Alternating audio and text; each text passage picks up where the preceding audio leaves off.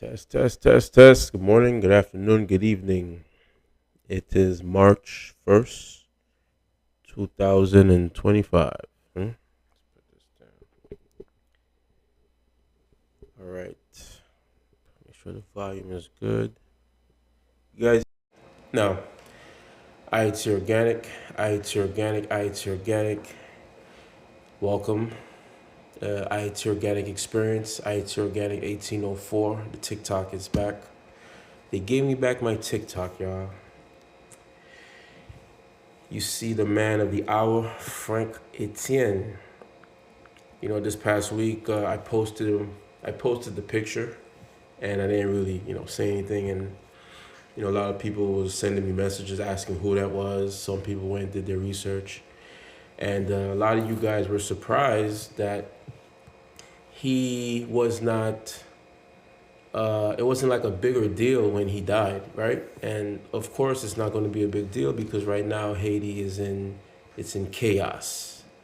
It's in chaos, did you know he was a candidate for the Nobel Peace Prize back in 2009?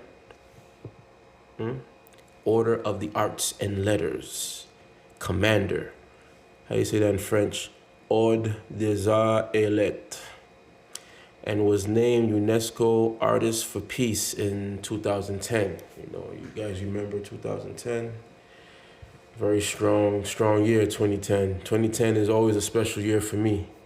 After surviving the earthquake, I see things a little bit different. So when you Google Frank Etienne, his name is Jean-Pierre Basilique Dantor Frank Etienne d'Argent. That shit is long, huh? Better known as Frank Etienne. He was born April 12, 1936. And he died February 20th, 2025. At 88. All of you people that know about the angel numbers and the number 8. So it's usually a number of abundance, huh? So, yeah, we lost someone very, very important, just for everything that he accomplished in his life. He was a Kabbalist.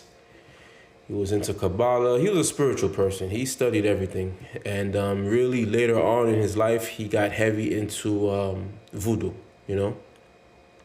So his mother, Annette Etienne, a black woman, of course, from this area called La Vigne-Sèche, okay? And if you Haitians know La Vigne-Sèche.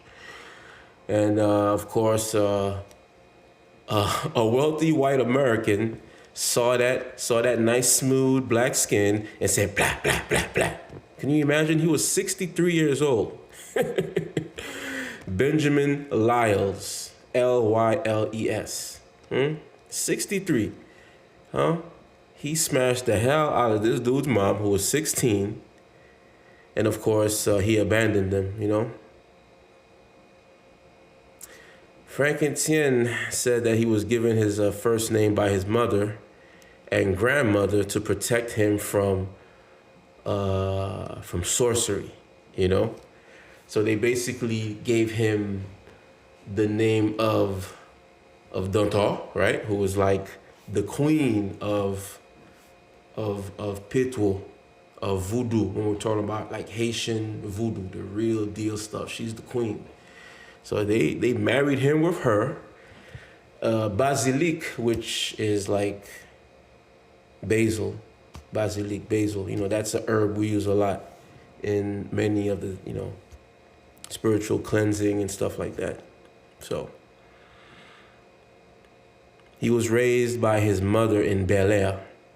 And you guys should Google Bel-Air, like Fresh Prince of Bel-Air. Yeah, this dude was the fresh Haitian Prince of Bel-Air. Yeah, that should be the title. Fresh Haitian Prince of Bel-Air. Let me write that down because I might forget. Haitian Prince of Bel-Air. We'll do it like that. This pen ain't working. Haitian Prince of Bel-Air. That will be the title of this YouTube, okay?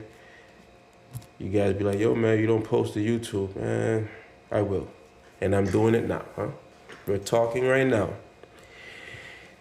So he grew up in the hood. It wasn't really the hood back then. Bel-Air was a nice, respected area. But now, all the chaos you see going on, that's all down there, you know?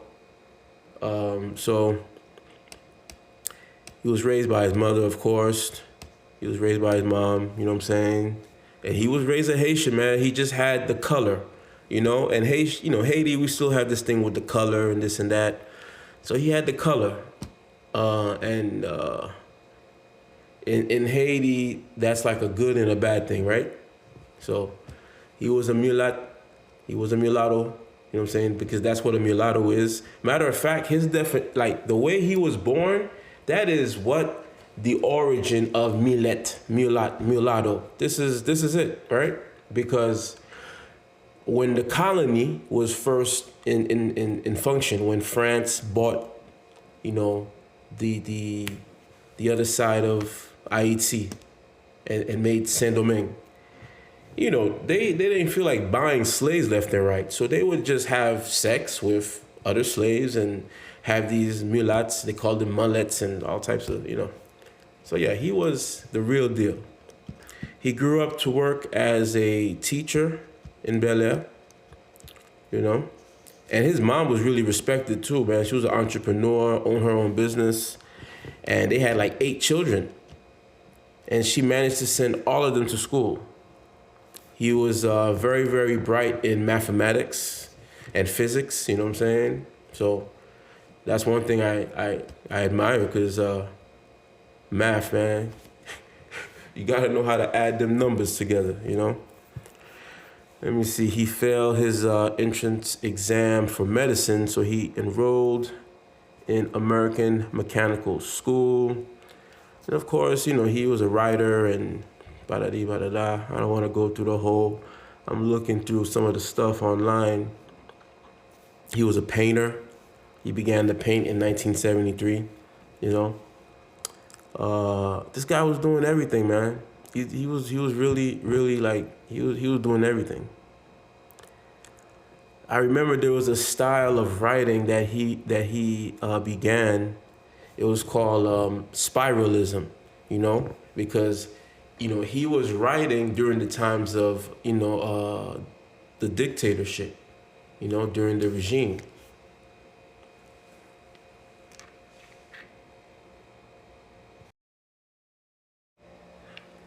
So, I had to take a pause, my bad. The spiralism, right? One thing that's unique about spiralism is one of those techniques where they're showing like the chaos in a sense, right? Because during the time of the regime, things kind of shifted. You understand?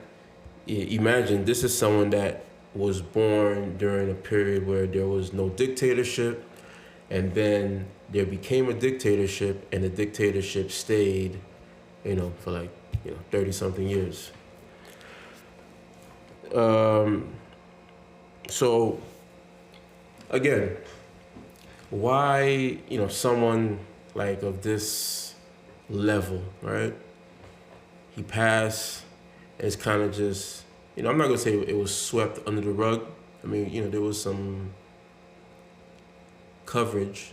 I see international, media. There was some coverage on CNN or ABC, stuff like that. I saw some articles, but in the country itself, like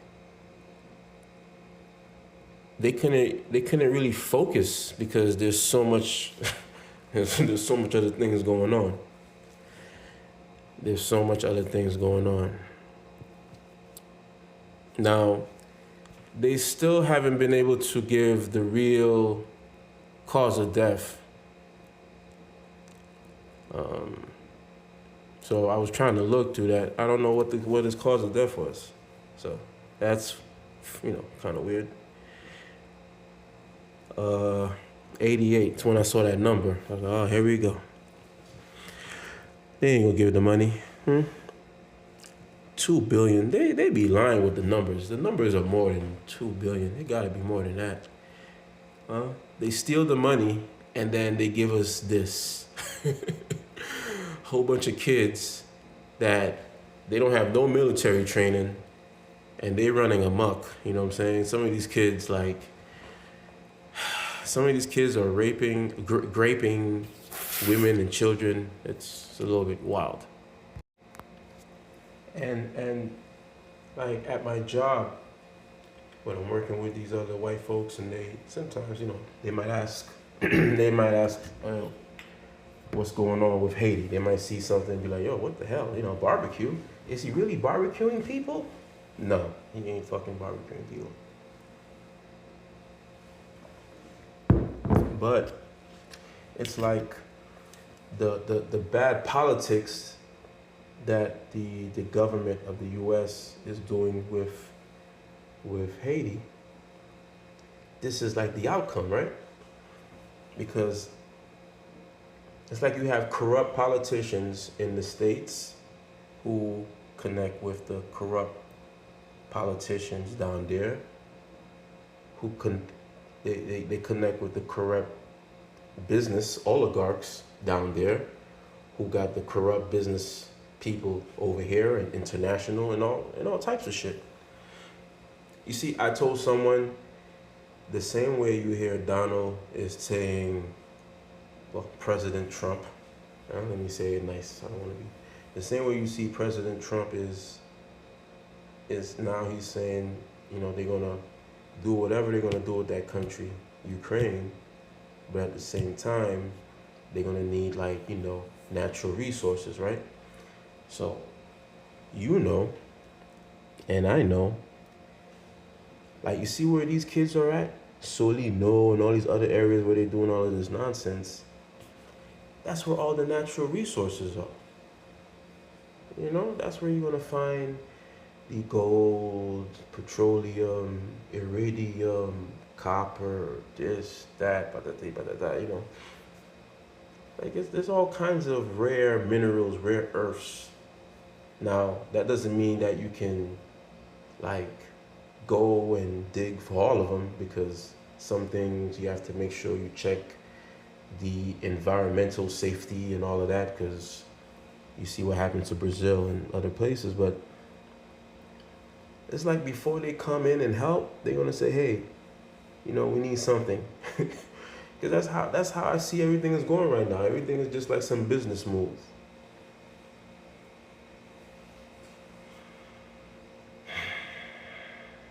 The country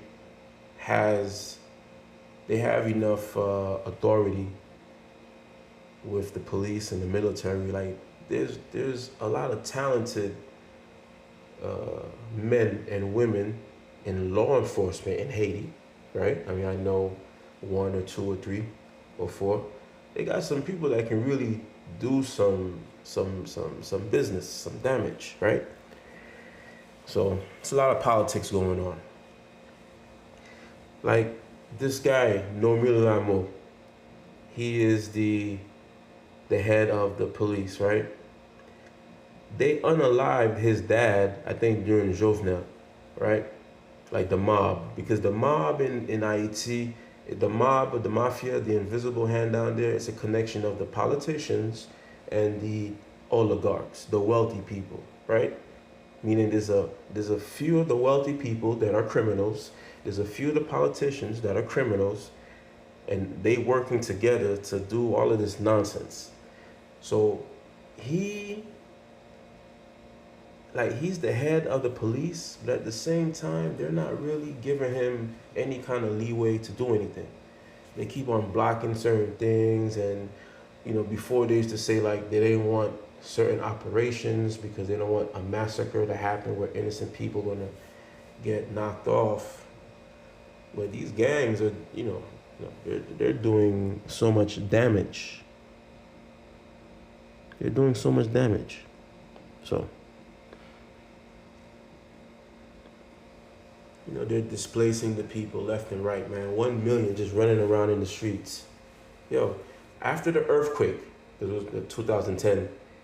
I stayed I think 6 or 7 days sleeping in the streets. That wasn't fun. You understand? And they're constantly doing like a psychological attack on the population. You see, once Haiti is relaxed and everything is back to normal and we have like a functioning government, they really have to give the population like some kind of psychiatric, because this is all like PTSD. Can you imagine? This guy he's rolling his nephew who got a stray bullet while this nonsense is going on in Delma 30. And for those of you who do not know Haiti, right? 10 years ago, Delma 30 was just like cool hangout areas. Like it could be 1, 2 in the morning. There's no gang violence. There's you know what I'm saying? So look how a decade things just changed. Like a decade. They're burning stuff left and right. People keep on telling me like, why are they burning houses? This is like an eviction. Like in the United States, they call it gentrification, and they got all these words. But in the smaller nations, right, the third world countries, the developing places, whatever they want to call it, they do this type of BS. Arm a whole bunch of children, and the people that's in the top of these little gangs, some of them are police, ex-police, some of them are probably have been trained by some other secret groups. You know how it is. It's like the shit you see in the movies. This is like a real life Netflix movie. That's how I would say it. This is like a real life Netflix film. Chaos. You wake up to see that.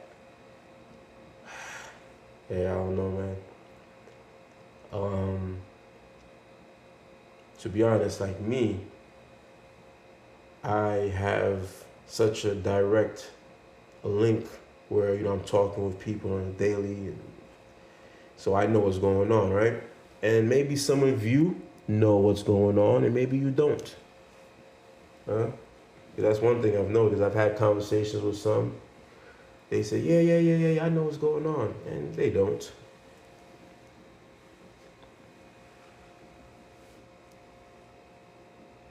So, when is this going to stop? When is this going to end?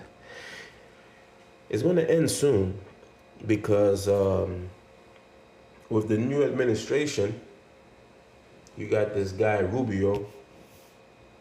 They're probably going to have to go and install some kind of new ambassador at the embassy, and they've been holding on to equipment. You know what I'm saying? Equipment for the police, equipment for the military, like ammunition, things like that. They're holding it.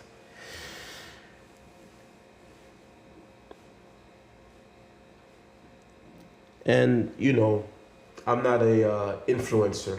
I don't have millions of views. It's just, we're just having a conversation. I usually say I post this, maybe 20, 30 people will listen, 40 people. So it's like I'm having a little conversation with my friends.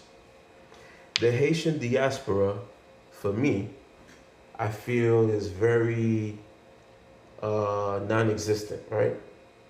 Maybe they are. Maybe I'm mistaken, but when I look to see what's going on online, I see what's going on in the north. I see people, they promote a lot of OCAP. They promote what's going on in the canal with the production of the agriculture and the food. And that's a good thing, that's a good thing. So I'm all for that. But I don't want like one side of the country to be good and then the other side of the country to be burning. And then like the side that's good, they just, oh no, everything's fine. while Delma is burning. So I don't know. To be honest, I think the Haitian diaspora, the influencers, the people who have like the big platforms and got a lot of money and a lot of following, I think they all are just piece of caca. But that's just me. That's my opinion.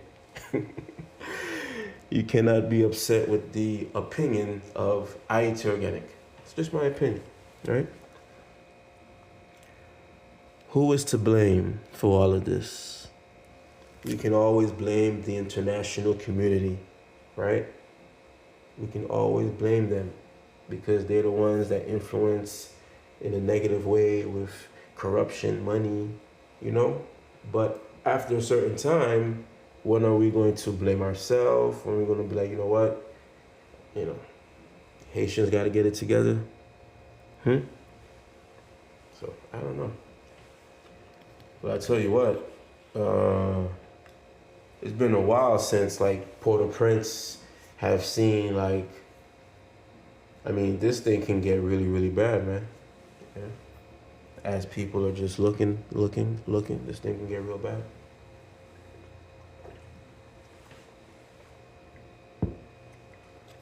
So what are the solutions? Well, the first thing I would say is like all of you who follow the big influencers, the Haitian influencers, you just, you tell them like, look, man, the country is burning, right? There's a lot going on and it needs to be a little bit more vocal. So the globe, so the international world can know. You know what I'm saying?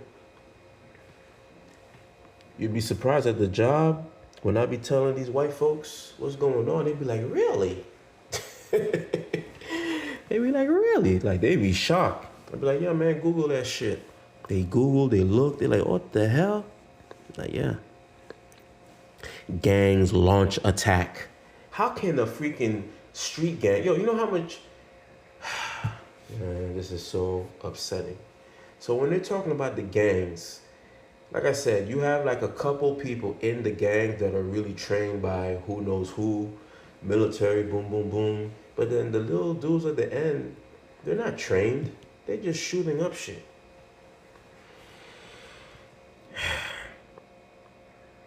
What you're looking at here, this was funny. I had to post this up. This is like a government building in Delma. The people threw everything out, threw all the government officials out, and just started to move in. This is a form of protest. They're going to start doing this all over. And, when I listened to what the police, military was being said in the country, they're not going to wait any longer. Like the police, the military, they've been trying to wait for the order. But right now, they see the country's just falling apart and they ain't waiting for nothing, Gonna die. So are they gonna do a straight cleanup? I think it's time for a straight cleanup, y'all. We've been seeing this shit for way too long. I know you're fed up with it. I'm definitely tired of seeing these type of images. And again, there's nothing wrong with showing places like Jacmel, Okai, all the other, Okap, all the beautiful beaches and all that beautiful stuff. That's cool. But we gotta still kind of deal with the reality that Port-au-Prince, the West Department, is burning. And the police, the military, Boyd, they need our support. So anyway, that's all I got for you, man. IT Organic.